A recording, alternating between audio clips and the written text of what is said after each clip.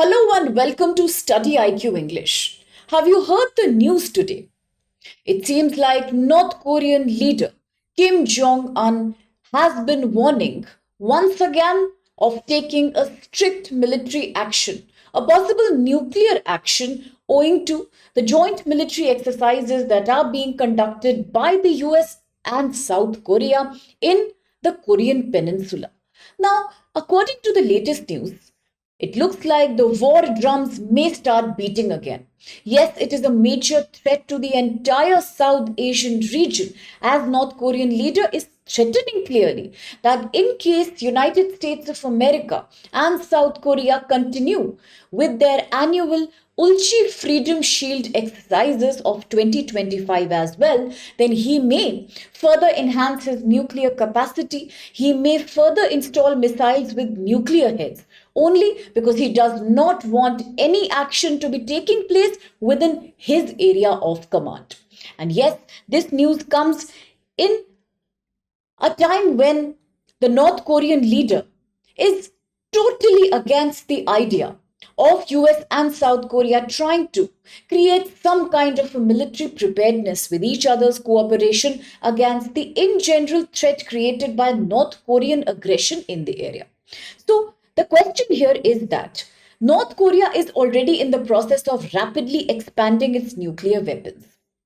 Today, it is very, very unhappy about the drills that are happening between these two countries because North Korea feels that it is only trying to increase its self-defense mechanism.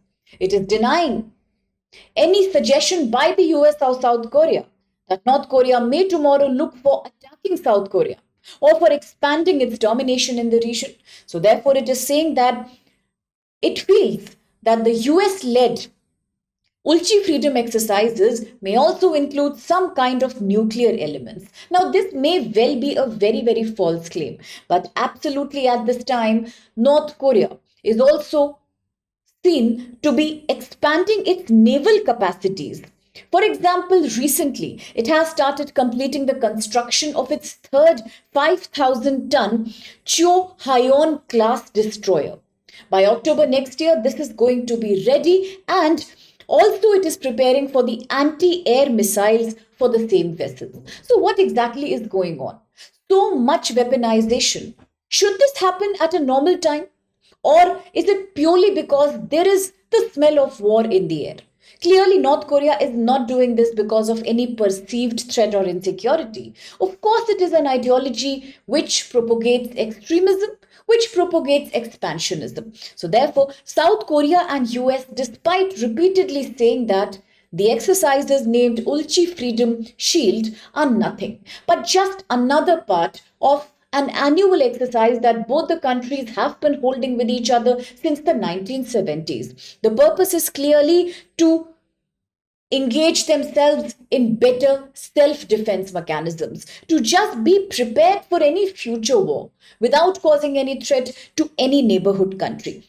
But North Korea refuses to agree. So once again, we are looking at a pretty unstable situation at a time when the world is already dealing with so many ongoing wars, right from West Asia to Russia, Ukraine, as well as the Myanmar conflict scenario. On this note, for your UPSC GS paper to international relations, it becomes important to understand what is this exercise Ulchi Freedom Shield.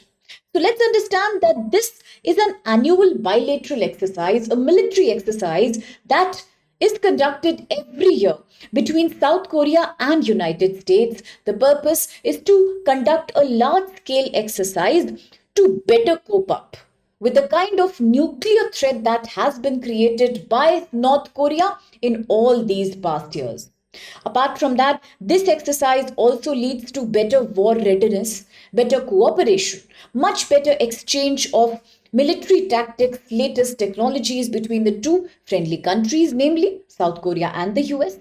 Now, the exercises will happen for 11 days right now, and it will include 40 field training sessions, which means it will only end by the mid-September. It also means that the exercise, which actually began back in 1976, is rightly called as the largest globally the largest computerized command and control implementation. Hence, quite important for your mains GS paper to answer. And you can also get a question in your prelims which directly asks you the participant countries or the intention of exercise Ulchi Freedom Shield. On that note, a lot of us keep talking about the 38th parallel as the dividing line between North and South Korea. Many of us know that North Korea, being quite an aggressive country, led by a clear dictatorship, is often seen threatening other countries in the region, in the Korean Peninsula, particularly South Korea. Its biggest enemy, albeit its next door neighbor. But how many of us actually understand how the situation became what it is today in 2025? Once again, for your UPSC, to have a better clarity of international relations, geo strategic relations, it's good to understand how did the entire Korean Peninsula conflict even evolve. Now, until the World War II, the Korean Peninsula was under Japanese rule.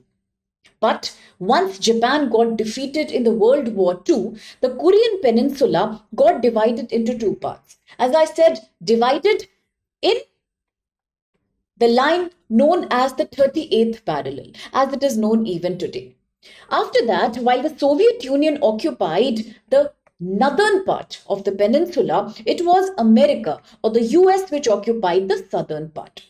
Since then, the ideological differences started because we all know that Russian and US ideology was also very, very different. In fact, until recently, both the countries have had off and a very up and down relationship with each other. So, the North South division was planned as a temporary solution in the Korean Peninsula. However, the establishment of two separate governments took place. The North one, the Democratic Republic of North Korea, and the South one, the Republic of Korea, that is the modern South Korea. But even after the 1950 North Korea attack in which North Korea invaded South Korea as it received a complete support from Russia and China. Yes, this led to the Korean War, a very well known event that led to the genocide of thousands and millions of people. But even despite that, there was no such clear cut solution. The United Nations with the United States came to the help and rescue of South Korea during this time. And around 2.5 million people, as I said, was said to be displaced or killed in this war itself. But what's the solution even today? Sadly, nothing much has been accomplished on the geopolitical front because even once again in 1953, the war did conclude with some kind of a ceasefire, some kind of an agreement, but there was no formal peace treaty that was signed, technically between the North and the Southern Korean regions. And therefore, till today, it is believed that on paper, both the countries are on war. There is often seen incidences and episodes of military aggression done by North Korea. Citizens of North Korea trying to escape to South Korea to come out of the highly controlled and surveillance society as it exists in North Korea, only to be exterminated, punished, brutally killed. So, therefore, North Korea started developing its nuclear weapons.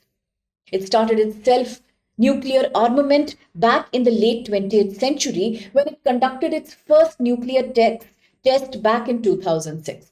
And this has only increased tensions in the region. Today, as we see, both the countries are practically on a war front.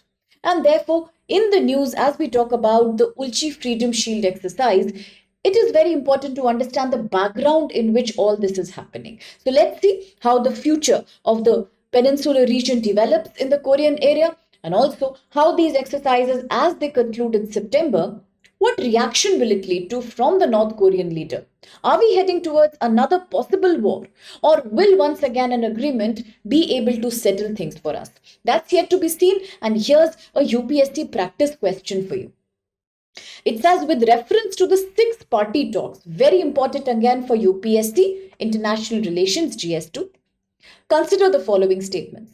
1. The six party talks were aimed at the denuclearization of Korean Peninsula.